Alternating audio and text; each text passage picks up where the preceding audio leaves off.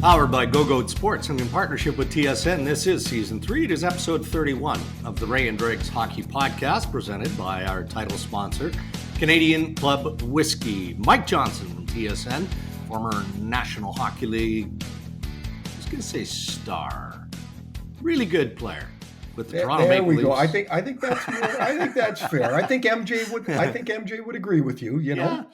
Good career with the Leafs, the Lightning, Coyotes, the Blues, current NHL analyst. He's going to stop by with perspective on a lot of things, right? The upcoming postseason. Spent a season with the Montreal Canadiens, so I'm sure he has some experiences with Guy Lafleur as we reflect back on the life and the celebration of life of Mr. Lafleur. So we'll get to that as part of the interview with Mike Johnson. And I know we're going to talk about this in the headlines, just the ongoing debate, Ray, especially with the Hart Trophy, McDavid, Matthews, all of that. So we'll dive more into that. But as we were going through our preamble just prior to recording episode 31, you talked about conversations that you're having, that you and I are going to have about the voting process, right? It's important stuff. And we vote for key awards.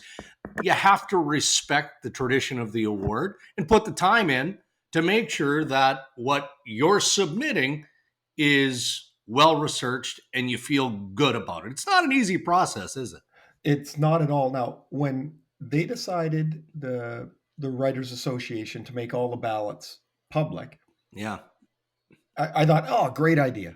You know, it's a great idea. I don't care if somebody knows who I vote for. But what it's done is it's made me think about what the awards are before I vote them. Agreed. More deeply. So I look at the most valuable player now differently than I did 3 years ago. Yeah. I take more into consideration for the Bing Trophy than I ever have. Like before, I was like, yeah, it's a guy with the least penalty minutes. Yeah. And I'm like, that's not the case, really. And it's not fair to those individuals. Yeah, and so it's been really good, I think, for the more of the right players getting picked for the awards. I think that really does happen. It is way more stressful, though. Oof. Because, of course, if you vote McDavid, the people in Toronto think you're a knucklehead and you're Toronto-centric. Yeah. If you vote Matthews, they'll say you're Toronto-centric. You don't. Yeah. And if you vote McDavid, it's the other way. Mm-hmm. And there's no in the middle of going, gee, I think the other guy's pretty good too. I will say this. I mean, I'm about ready to put my ballot in. I think what Auston Matthews did this year, the 60 goals, is the singular most impressive performance of the season. But that doesn't necessarily make him the Hart Trophy winner. All right. Well, we'll get a little bit more into that because you're right. You know, there are different ways to analyze, to look at it, and it's a heavy process that we're all going through right now. Headlines presented by our friends at Boston Pizza, Ray. Boston Pizza's got meal deals for everyone: pizza, pasta, wings, salad, whatever you want. Pick it up or get it delivered to your door. Either way, BP will make sure all of your people are happy and full tonight. Vegas Golden Knights. Man, what a season. You know, we don't have time to go through all of it. You know, COVID hit everybody. You know, the injury string of the Vegas Golden Knights, whatever. 3 straight shootout losses. You got to feel for the goalie, Logan Thompson. I mean, this kid played terrific, you know, in place of Robin Lehner. 17 shooters over those 3 shootouts for the Vegas Golden Knights couldn't score. I mean, and it, you know, Pierre LeBrun, our colleague, wrote about it in The Athletic. It conjures up, okay, is it time to revisit the shootout? All of that. Is it just a season of hell coming together against the Vegas Golden Knights that keeps them on the outside for the first time? There is some of that. I think Dregs, though, maybe more importantly, or from a bigger view, is that it's pretty clear that, you know, Vegas came out of the box and just far exceeded any expectations that anybody could have had for an expansion team. And in the long run, that was probably a bad thing, because what it did is it sped up the treadmill. And now you're going to go faster because, hey, we're not that far away. We're in game 6 of the Stanley Cup Finals. We'll add Max Pacioretty. We'll add Mark Stone. We'll add Alex Pietrangelo. Hey, let's go get a Robin Leonard too. So they kept adding really good players to this expansion roster. And in my view, they never took the time to develop a system or a culture in that team. It's always new workers coming in, old workers going out. And so you don't really develop any continuity. In the meantime they changed coaches in there too.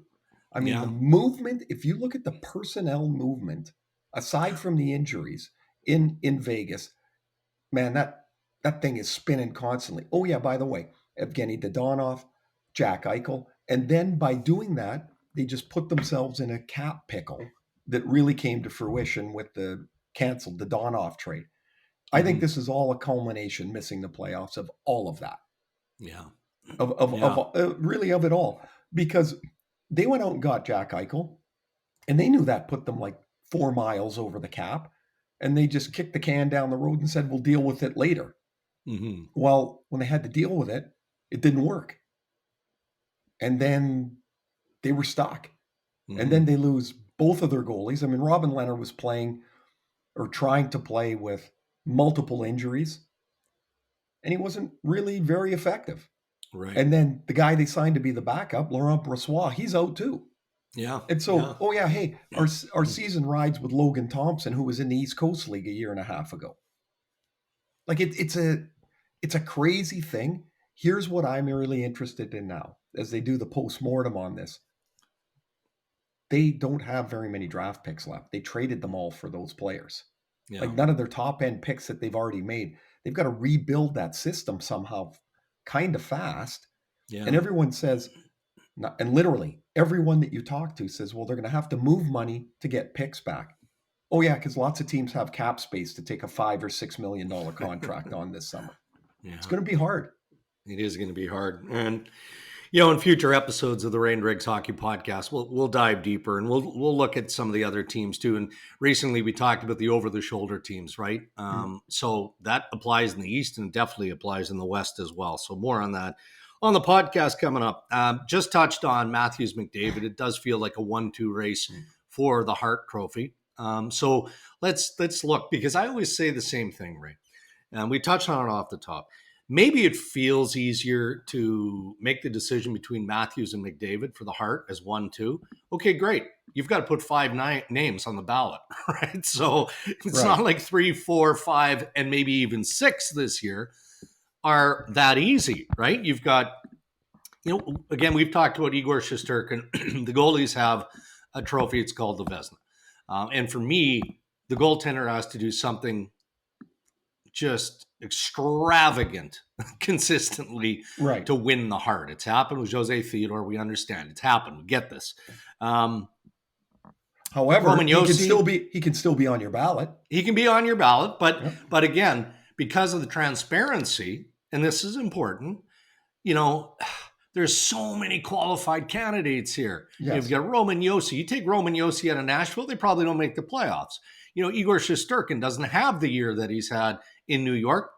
Maybe they're not nearly as good. That's fairly safe. Then you look at Johnny Gaudreau, you look at Leon Draisaitl, Jonathan Huberdeau. I mean, okay, they don't want us to talk about our ballots publicly yet. No.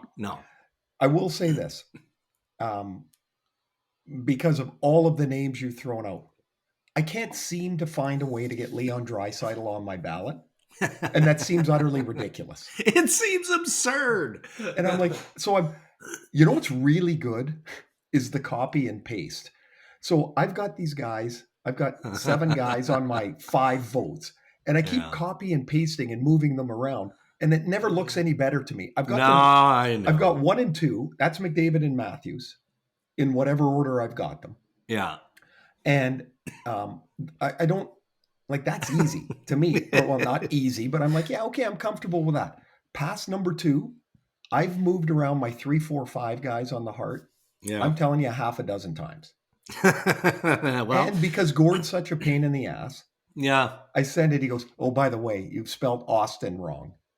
I'm typing. I type like a Yeah, like grade I'm not going to 8. submit it that way. Like back off. And so he's like, "It's AUSTON," and I've got TEN. I'm like, "Yeah, I got it. Thanks."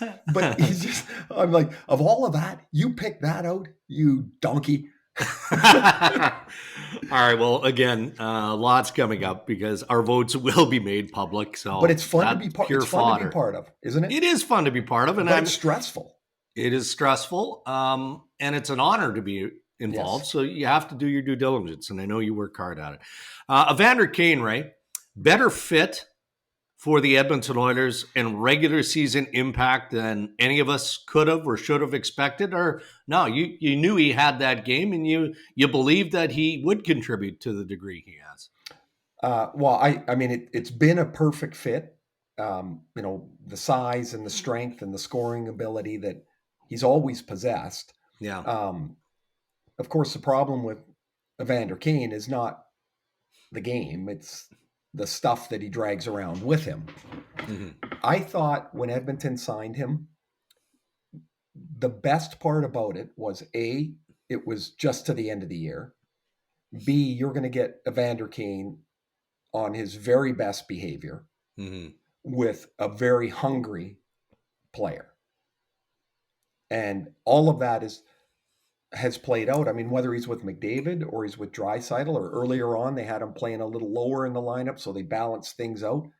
Like he's a really good player. He doesn't even play on their top power play, and he's had terrific success.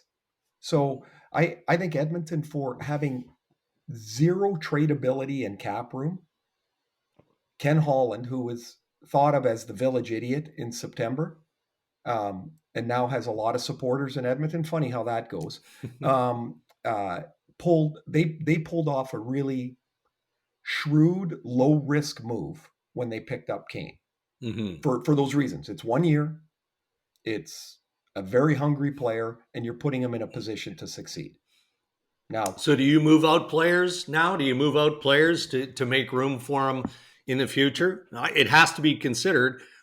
But what term are we talking? What's your comfort level? Is it 3 years or less? Is it 3 years? It's not term. No, it's not term for me. Yeah. Like I keep them hungry. Well, yeah, but only because the term deal has not worked out. No. He's not shown that that's something you can be comfortable in, and he's 30 years old. So that you have to be mindful of that. Now, let's take a quick, without going into this really deeply. Mikko Koskinen will come off the cap this year. Yeah. That's $4.5 million. Unless something goes crazy wrong, Mike Smith and Stuart Skinner are going to be their goaltenders next year. That means they're going to pay $3 million to their goalies. Right? So there is some cap space. Yeah. Whether you want to use it on Kane or somebody. Here's the other thing. If you don't have Kane, who are you putting in there? It's a big hole. And so this will be a dance. I do think whatever happens in the playoffs, Dregs, will probably go a long way into determining what they might think is possible.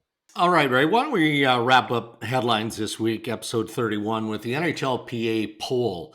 Now, more than 500 players surveyed by the National Hockey League Players Association. Check it out, by the way, on NHLPA.com, because there are some bizarre but fun questions in there. But there were some interesting omissions as well, at least for me. Need to win one game, one skater that you want. All right, so 42.4% of the players who participated in the NHLPA poll, Ray, said Connor McDavid. Doesn't surprise me. Right. Connor McDavid, 42, almost 42.5%. Sidney Crosby up there, double-digit percentages. No Auston Matthews. You've got Victor Hedman. You've got Barkov. You've got Nate McKinnon. You do not have Auston Matthews. Even a little bit surprised at that? Yeah, sure. I mean, he's the best goal scorer in the game. Yeah. If you still have a 0 on the board, you don't win. I would have had him on my ballot for sure. When you were going through the names, I'm like, The one I thought you were going to say was omitted was Victor Hedman. And I'm like, oh my God, you got to have Victor Hedman. The guy's like, Yeah, he's on there. But I would have thought Matthews would have been on there somewhere. Really surprised at that. Okay. So then I'm going to gauge your surprise here. Most complete player. Sidney Crosby, 29.5% of NHL players, over 500 NHL players voted for Sidney Crosby. Barkov at 20.5%. Patrice Bergeron. Barkov would have been my choice. Okay. Patrice Bergeron, 19.5%. You're good there, right? Yep. Most complete player again. Connor McDavid, 9.2%. Anze Kopitar, 2.6%. No Auston Matthews. Yeah, see, okay, so some of that's reputational for sure. Yeah. Like you're not you're gonna do whatever you're gonna do, but I can't put Kopitar in front of Matthews. Come on. Yeah.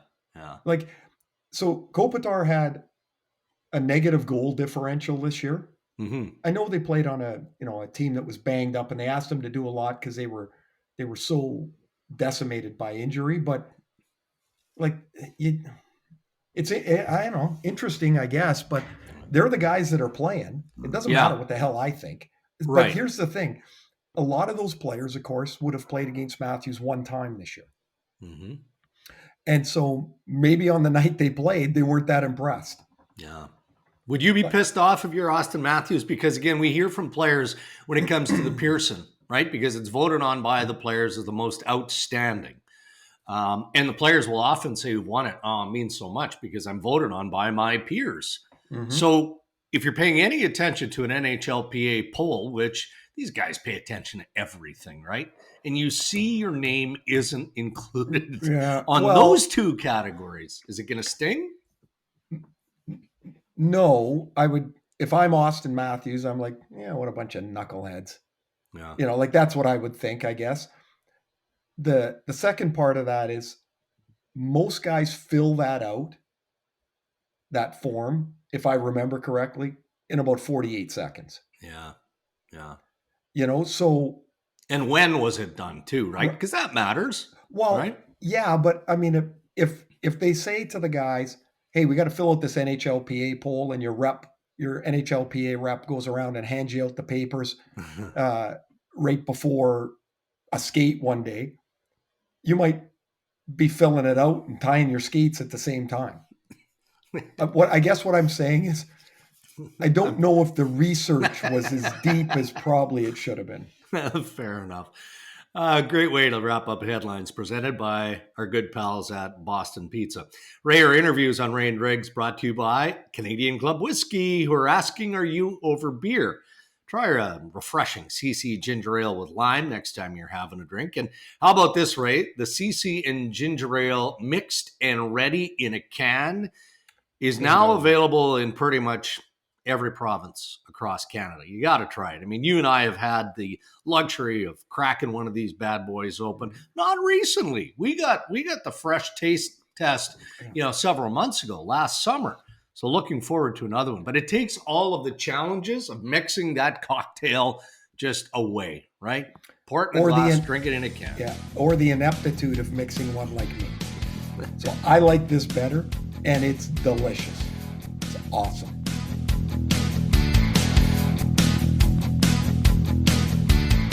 All right, Mike Johnson from TSN. Where else? NHL Network. You have about 16 different employers. So we'll keep it for the purposes of the Ray and Dregs podcast at TSN. Are you okay with that, Mike Johnson? I mean, XM Radio might not be happy, or the NHL Network, listen, nobody wants to hire me full time, so I got to work for everybody all the time. That's how I look at it. So could you be fonted as Meta?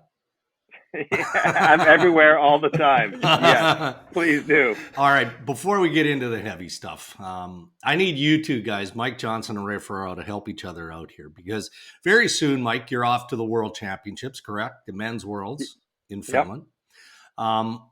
So Ray is probably happy to give you some travel tips because especially when he travels alone, he is spectacular. Yeah. And perhaps just as importantly, Ray, maybe you could give Johnny a little bit of insight, survival tips on how to deal with Gord Miller for upwards of 3 weeks. No, I think Johnny's figured this out already. There's only one way to travel with Gord.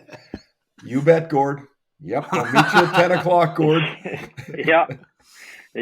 My only thing is, are you driving? Okay, whatever. I'll be there when you want to drive. Yeah. That's all I care about. I don't know. Do you have opinion on like which routes to take or what time to leave?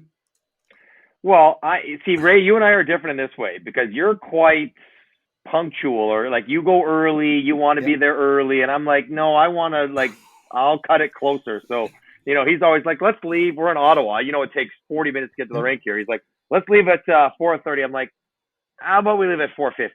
I'm always trying to shave an extra 10, 15, 20 minutes onto our departure time. But he's the boss because he drives, so I usually go when he wants. There's one other thing, Dregs, that you have to know as you've been around Gord before traveling, is when he gets that walk and he gets the forward lean. Yeah. Power. Oh, you got to pick it up. And you got legs as long as mine. That's like step and a half. I'm like, where's the headwind coming from? Like he's leaning into it. I'm like, what is going on? Yes, I know that one. I just let him go. I'm like, you know what? I'll see you there. Like you're pulling away from me right now. I'm starting to sweat. And we get to the rink. My shirt is stuck to my back. I'm like, I just want to broadcast a game. Slow down, man. I gotta wear running shoes. I'm like, I gotta wear sneaks to get to the rink, and then I can put on dress shoes. So have you do you enjoy the tournament? I always loved it because it's 3 weeks away. You're usually in a pretty great spot. And I have. You know what? I really do enjoy working at it, going to see some places I've never been in the world. Opportunity to kind of be around different players and different coaches from different countries. And even as a player, like I played in the World Championship once. I was asked 3 years in a row. And the second 2 years I said no for reasons I probably could have worked through. Like my shoulder was a little sore, but I'm like, I got an injury, but I probably could have played. And I was getting married. And I'm like, I probably could have, I was getting married in July. I don't know why I would worry about what's happening in May. Because you had lots to do with the planning, eh? Exactly. Better off if I leave. But I regret not saying yes. Like it's a cool experience to meet other players and to learn from seeing what other guys do. And so I would recommend, unless, like I get it if you are staring a huge contract in the face, like I can kind of get that. Mm-hmm. Or if you have a legitimate injury, I get that. But generally speaking, I would encourage guys to go. It's a cool experience. Like, I know it's 3 weeks, but you still have 4 more months left in summer when you get home. So, I don't mind it at all.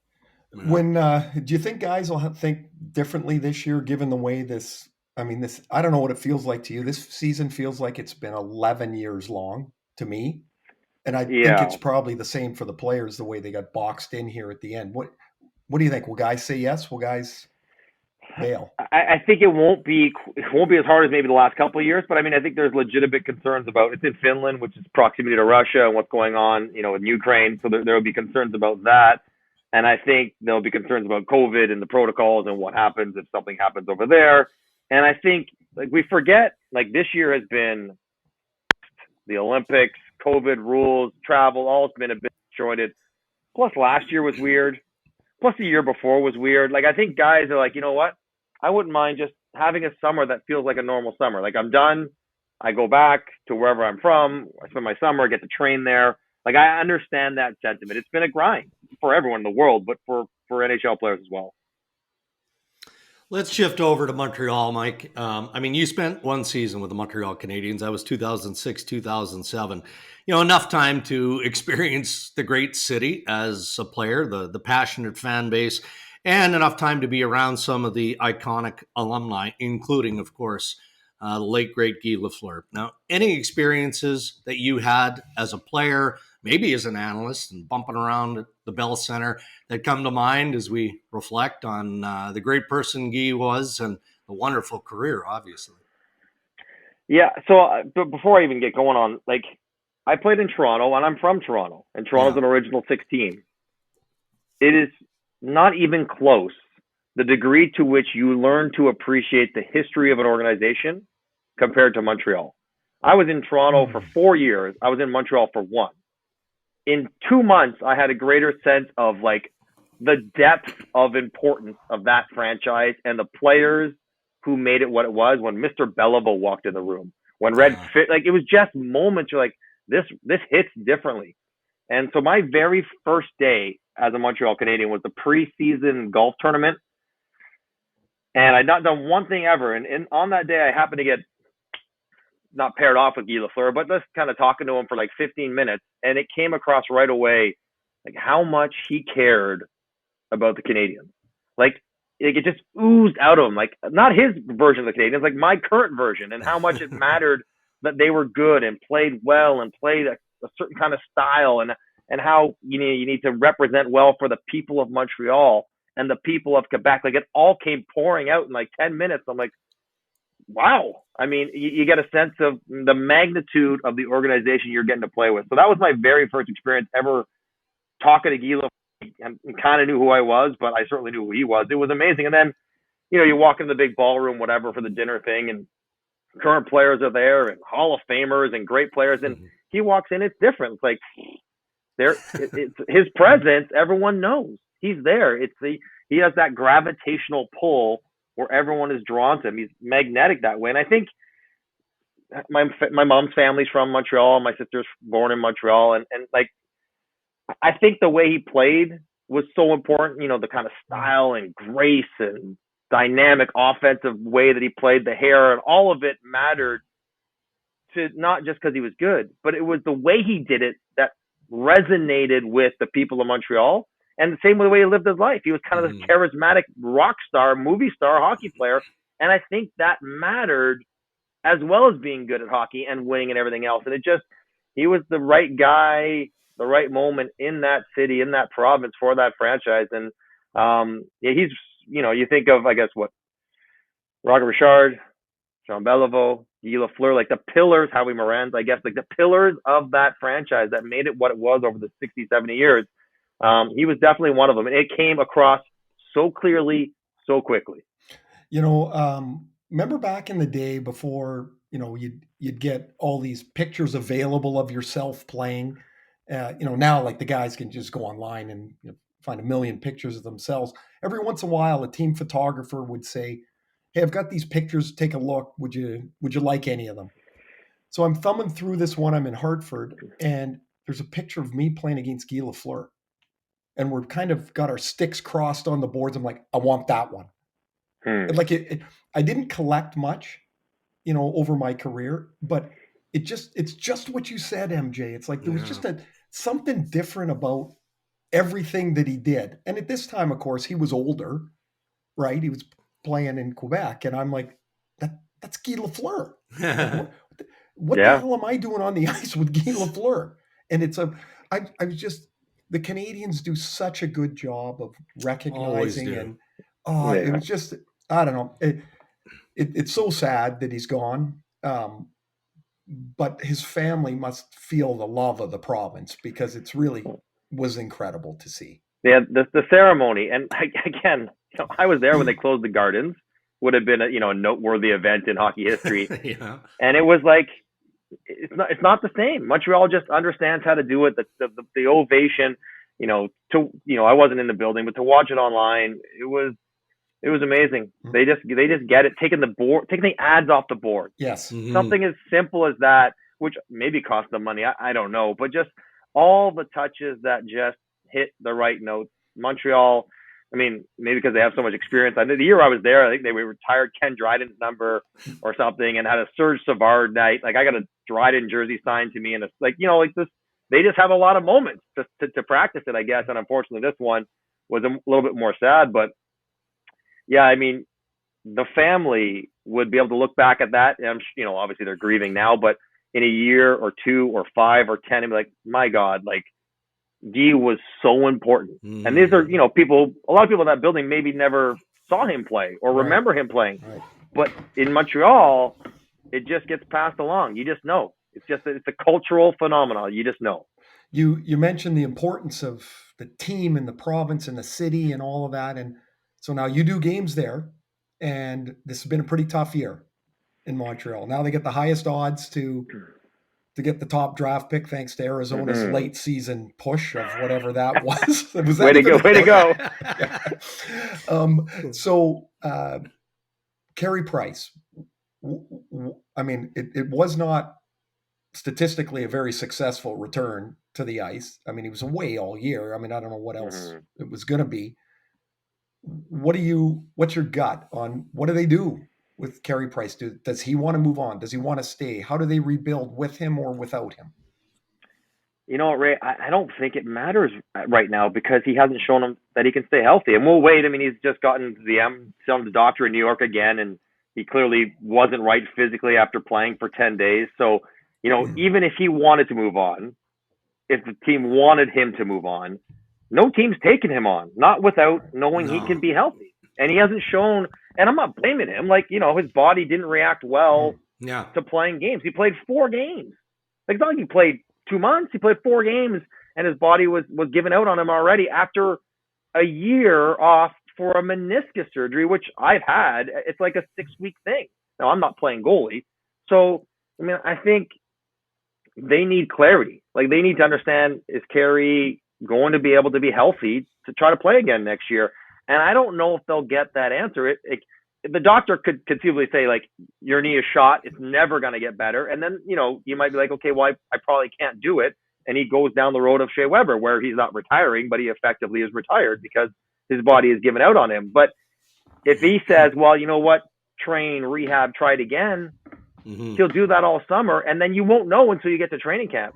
And that's a tough spot for Carey, certainly, but for the organization, because they're preparing with an $11 million goaltender that they have to accommodate the potential return for without knowing that it'll actually happen. So they can't spend the money. They can't allocate it elsewhere. They can't count on him to be the guy and trade Jake Allen or whatever they might want to do because they just don't know. It's a brutal spot, but I guess mostly I'm worried for Carey because the fact that he's taken this much time off, had multiple setbacks, played a few games, and you know, I give him credit for wanting to be back as much as he did, but it went physically not well.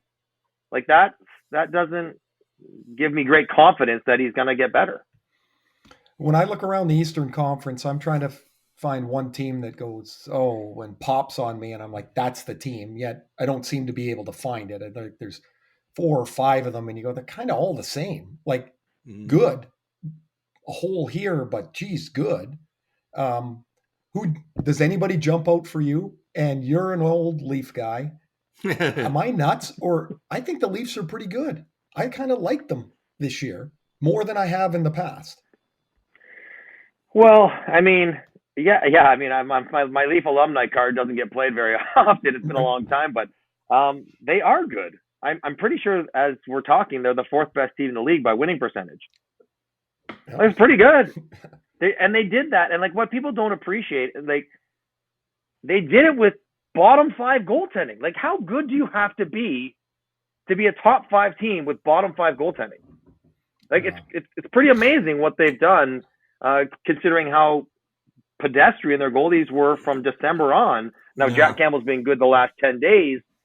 I think they're good too. Now, would I like, if you're a Leaf fan, you can't be delighted with this great season, historical by Leaf standards, and you're playing the 2-time defending champs who are surging right now. These last 5 games, it's a bit of a problem. Stammer's putting up 3 points a night. Quietly, Kucherov is averaging the 2nd highest points per game in the league, only behind Connor, like just behind Connor. Like that's a tough reward for being really, really good. So if they lose in the first round, and it's entirely possible they will, they might not even be a favorite despite being at home. And I'm with you, Ray. They're really good. I'll have a hard time burying. I mean, we'll see how the series goes, but you have a hard time burying the group if they can't beat Tampa. Now, I can bury them last year. Yeah, that was the kicker, and the year before. Those 2 years, they deserve all kinds of heat. Yeah. But the Boston games, what might happen this year, they're in tough. But it's fascinating that there's so many teams. Like I think all 8 teams have 100 points. All 8 could say they could win the cup or get to the cup. And yet every single team, I think, except for Tampa and Washington, or Tampa and the Rangers, have some questions in net. which is wild, given how good they all are.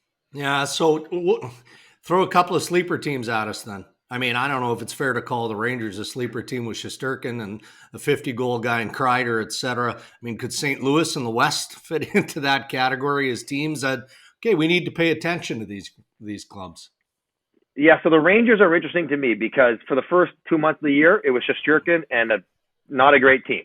Like, they kind of scored, but gave up too much, but their goalie was awesome. They've gotten progressively better as the year's gone along. Like I said 3 months ago, they would have been ripe for an upset because if Shesterkin's not great, they got no chance. That's not the case anymore. They play way better. And a rare team where trade deadline moves were brilliant. Like Andrew Kopp has been so good. He's cashing checks with every game he plays, which I love. But he's been so good for the Rangers. Even Frankie Vetrano scoring left and right, rounding out. So I think the Rangers, especially with Carolina's goaltending situation being up in the air, the Rangers, if they're a sleeper as a 2 seed, they should be. Whoever wins Minnesota, St. Louis, it's going to be. That is a hellacious, miserable first-round series. Colorado doesn't kind of get their act together and play well. The juggernaut, absolutely. So, yeah, I think I would like either one of those teams. They're both built to go deep. If they can get through the first round, because another Stanley Cup legit contender is going to go home after the first round. Well, I've done a couple of Rangers games recently, MJ, and what just keeps stepping out for me is how young they are. Yeah. Like their defense, Patrick Nemeth is their 6th defenseman, and if it's not him, it's Justin Braun. Other than that, their oldest D is Jacob Trouba. He's 28. Yeah. And I'm like, they're not getting worse here. They're going to continue. Shesterkin's 26. Like they're going to be good for a while, I think. And they're fun to watch. You mentioned how they were at the beginning of the year to now. I asked Gerard Gallant, I'm like, hey, what did you guys tweak anything? He's like, no, not really. We just got better. Like, and I'm like, it just cracks me up. I'm like, stop it. He goes, no, we just got, he's like, oh yeah, we just got better. So he talked right early. Yeah. When I did a game here in Ottawa with the Rangers, and it was maybe 10, 12 games in, and Turk was like, I don't know anybody here. Like, I know not one player. Like, he came into that team, I think he had Ryan Reeves' previous experience with. Yeah. And other than that, he's like, I don't know what kind of guys they are or what they like to do. So I think his brilliance as a coach, and he's obviously a pretty good coach, is that he knows, like, to kind of let the guys play. Like, I think there's a lack of, coaches want to control outcomes, right?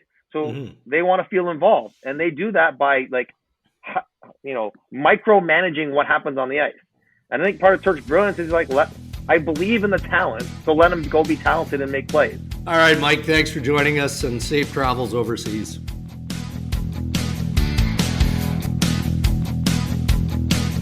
All right, time to raise a glass of our 44-year-old CC to Mike Johnson for joining us today, presented by Canadian Club Whiskey. The 44-year-old release is available everywhere, and I've talked a little bit about this with you, Ray.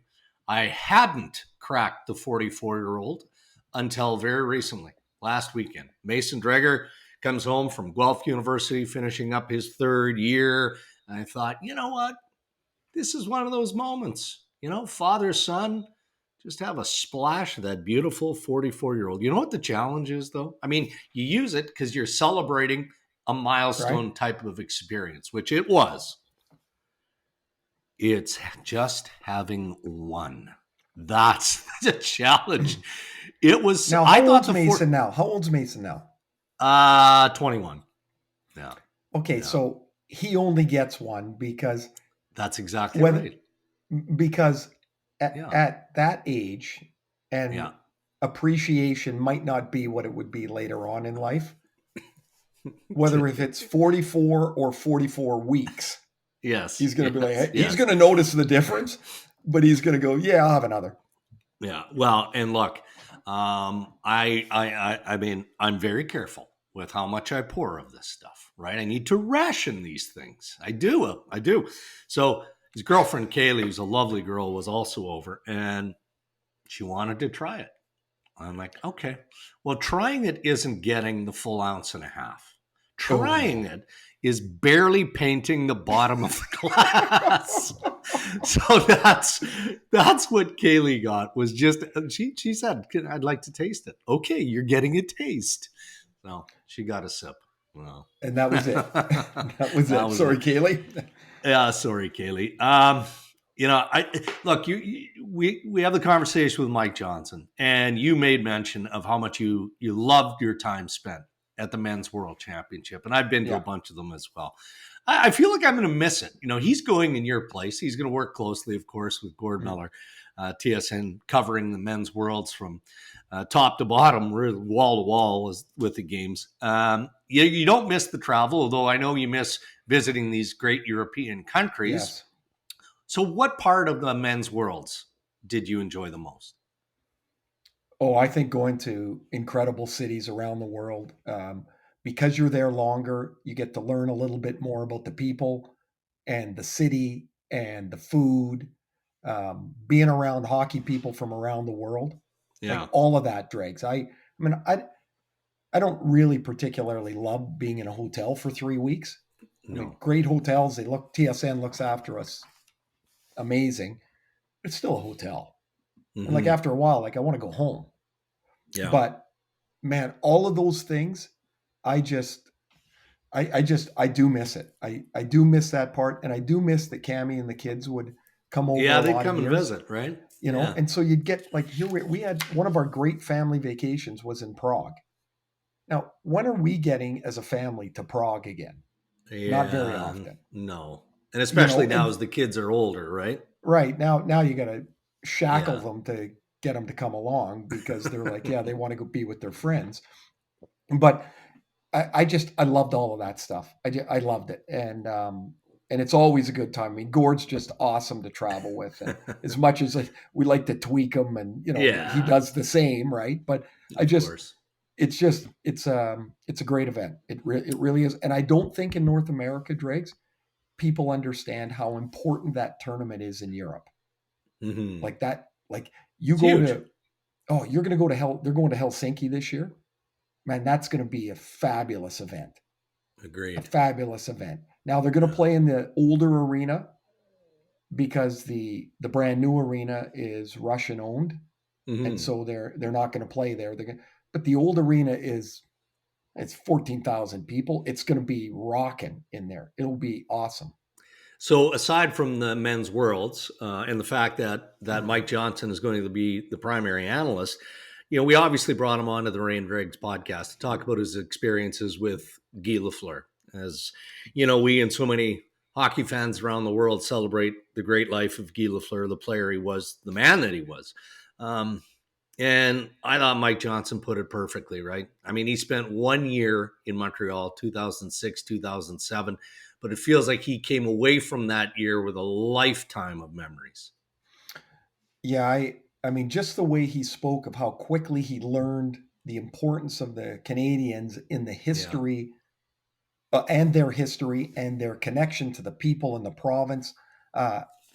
He's really, Mike is so good. He's really a terrific analyst, but he's smart and he looks at things from a pretty intellectual position most of the time. And I love listening to the way that he's able to express himself. Like I thought that was really great to hear about how important it was and how much he enjoyed that 1 year in Montreal. I also liked his deep dive into Carey Price a little bit and what you might expect there. I mean, he lays out a pretty complicated road.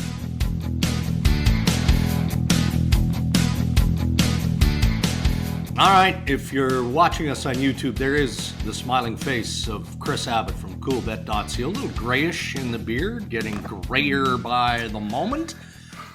Does that have anything to do with the stress that you've been dealing with over the course of this season? Or is it more a sense of relief with all the excitement building with the pending Stanley Cup playoffs? There's a bit of both. I think the gray comes from just trying to be an everyday Blue Jays fan. I mean, no kidding. it's really hard to separate and realize, okay, they play 162 games. You cannot live and die with every single pitch. I'm going to jump in right now. Your tweet about a fireable offense in game 12 yesterday. You're nuts, man. I'm like, if you were the owner, you would fire the manager 47 times during a season. I would be the worst. Way too emotional. And you're not supposed to when you bet. And it's not even bets. Like for me, I try not to be a fan of anything, but I am a fan of that team, and you're a fan. Yeah. Come on. I followed up with I get it. It's a a game in April, but I just, especially the divisional games, and somebody responded with, hey, how many games did they miss the playoffs by last year? And it's like, hey, I know. So it was okay the day before when they came back from 5-1. That was fine, right? Well, and that's the difference, right? You're going to win some of those games that you don't deserve. You're gonna lose some of them. I read that. I'm like, you're nuts, man. You're nuts. Oh, I am. I'm clearly absolutely nuts, but that's what makes it fun. It is fun. Let's dive into the Stanley Cup playoffs and maybe revisit something, Kris, from the preseason, right? One of the easier bets from the year would have been Calgary at -120 to make the playoffs, but they were 11-1 to win the division. Yeah, I mean, and it was a pretty stacked division at the top, or so we thought coming into the season, and there was a lot of expectations on a lot of the teams in the division, and maybe some teams in that division overachieved as well, and Calgary was somewhere in the middle. And I think maybe last year the expectations were high for the Flames, and maybe they didn't meet them, but they've certainly exceeded them this year, and they sailed in on making the playoffs. That was probably the easiest bet anybody made all year. And then, 11-1 to win the division. And so some people would have been really happy when they got in on that number. And I mean, I'm super excited about the playoffs and especially this Flames team, what they might do. Mm-hmm. It's really easy looking back, of course. And you're like, well, of course that number was too low. And, so Matthews over under is 52.5 goals. And he's at 60. I mean, like he blew by it. Yeah. Yet 52 is a ton of goals. What was the look at that number at the start of the year? Well, yeah, I mean, I remember myself saying 52.5. Gosh, that's really high. Like that's a lot of goals in the NHL, and he's missed games, and of course we always talk about the Toronto-centric view, and maybe it's a little high because of it's Toronto, and then that's what it opened at, and people bet it up to 53.5. But I mean, just unbelievable season from him. And I'll be curious to see what it gets set at next year. And then next year, do you go under? Because you can't score 60 goals every year. No, and here's the other thing, Kris, to that is that who knew that offense was going to be an explosion of this like it was? Like next year, it just might not be. And so when you're looking at the totals, you're going to try and figure that along too. There's some unique factors, and everyone's been trying to figure out why scoring has been so high. And, was it the condensed schedule after a big shutdown Christmas time? Was it the fact that so many goalies ended up playing more maybe than normal? Or some guys are just absolutely phenomenal at what they do. So, I think that's going to be something to consider next year. And when you go back and look at the number of goals this season versus, maybe the last 4 or 5, and you look at that as a bigger sample size, try and figure out why and if numbers will get inflated. It's going to be a tough job for the guys who set those odds. Yeah. I thought, 52.5, that's, I guess you guys have been talking about it as well on your broadcast. Like 40 is a good season, 50 is a phenomenal season. Yeah. How do you quantify a 60 goal? Only a couple of guys have done it, right? So, I mean, it's a great bet for whoever had it. We did have odds up for him to get 70 at one point. When he was on just a tear and right before he went out, and then obviously that wasn't going to happen. But man, you never know. This guy could have back-to-back 5-goal games to close it out. Who knows? Right. It's been unbelievable. Well, it certainly sets up an entertaining look at the postseason ahead with the likes of what Toronto has done, the Oilers have done, go down the list. So we look forward to next week, Kris. Thanks for stopping by as always. Absolutely. Thanks so much, guys. And playoff odds are out there now. Yeah, the new mic sounds great, Kris. Way to get it. Oh, well, perfect. Thank you. Thank you very much. Have a great one, guys. Later.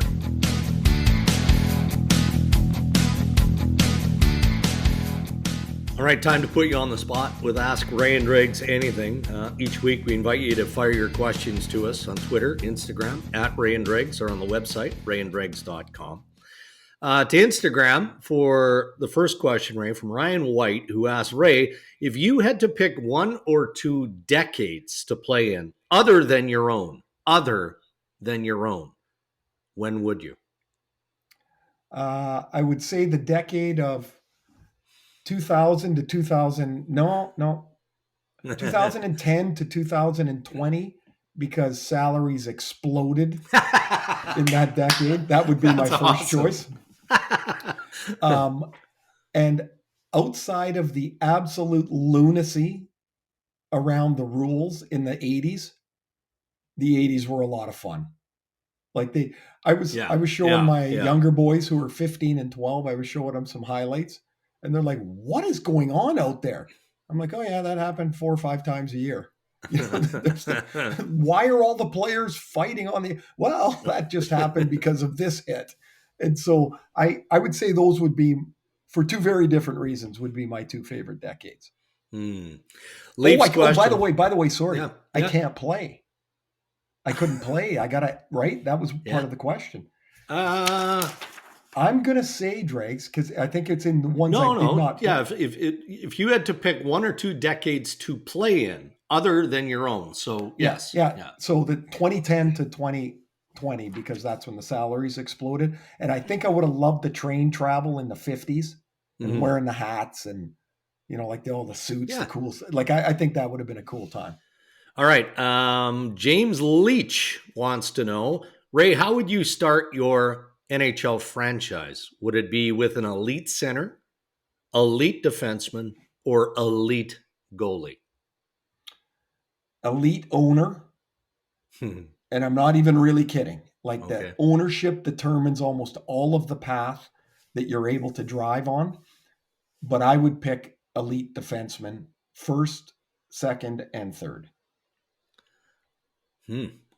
Okay. It's good stuff. Dickie Glenn asking, does any real hockey person think that Jack Campbell can win the Toronto Maple Leafs the Stanley Cup? I guess Dickie Glenn is not a Jack Campbell or a Maple Leafs fan. I would say it's hard to imagine Jack Campbell putting together 2.5 months or 2 months of 16 wins at top level goaltending and staying healthy. However, the Leafs, as MJ pointed out, they have bottom 5 goaltending since December, and they're one of the best teams in the league. He's got to be adequate. Yeah. He doesn't have to be better than Andrei Vasilevsky in the first round. He just can't get pancaked in it. So to answer your question, I don't think Jack Campbell's in the best 5 goalies in the league. I don't think he's in the best 10 goalies in the league. But maybe he doesn't have to be. Right. He's got to be at the average number to give them a chance. Okay. Final question. Ask Ray and Dregs Anything is an international related question. Do you think Hockey Canada will or should create a program very similar to the United States development program? And we kind of teased this a few episodes ago, and it is a much bigger conversation. So we're not going to dive as deep as we need to, but I've thought about it. I worry about what it would do to the CHL teams, right? Well, you're basically taking the very best 40 players out of the CHL, but not out of the CHL only, because you're taking some of those best players out of college as well to build the same program as if we're talking, apples to apples with the United States. The benefits of it are very clear. You see some of the abilities of these kids coming out of the U.S. program. It's really quite remarkable. However, what does that do to the players past number 40?